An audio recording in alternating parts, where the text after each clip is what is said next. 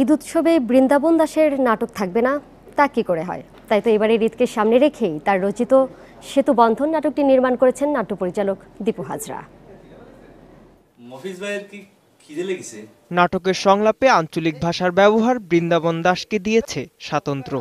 প্রচণ্ড প্রশংসিত হয়েছেন, আবার সমালোচিতও হয়েছেন কখনো কখনো।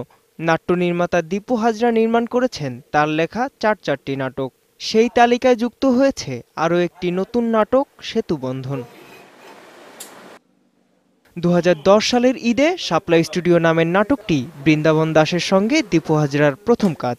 বৃন্দাবন দাসের রচনা ও দীপু হাজরার পরিচালনায় এর আগের 4টি নাটকই পেয়েছে দর্শক প্রিয়তা। এই ঈদের জন্য নির্মিত নাটক সেতু বন্ধনের দৃশ্যায়ন শেষ হলো পুবাইলের বিভিন্ন লোকেশনে। তো ঈদের মৌসুমগুলোতে হয় কি যে একটু বিনোদন, একটু আনন্দ রস, তারপরে তাদের পছন্দের শিল্পীগুলো, এবং সেই গল্প যদি গ্রামেরও হয় আমি সেটাও করতে রাজি ছিলাম। শহরে হলো আমার সমস্যা আমি আনন্দটা কতটুকু দিতে পারলাম, কতটুকু মেসেজ দিতে পারলাম। খুব একেবারে শত্রু মিশ্রতনের মানুষ হয়ে গেছে, তাই না? কেরানীগঞ্জের একটি সরকারি চাকরি করে স্বাধীন।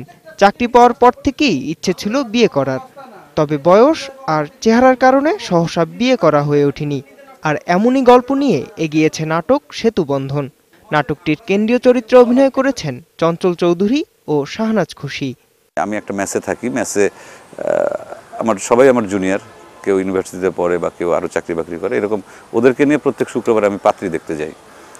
কিন্তু আমার পছন্দের পাত্রী আমি খুঁজে পাই না, এটা যেমন সত্য, আবার পাত্রীর পক্ষও তেমন আমাকে পছন্দ করে না। নাটকের অন্যান্য চরিত্রে অভিনয় করেছেন তারিক স্বপন, সুজাত শিমুল ও মাসুদ রানা মিঠু সহ আরও অনেকে। শুভবর্ণ, ইন্ডিপেন্ডেন্ট নিউজ।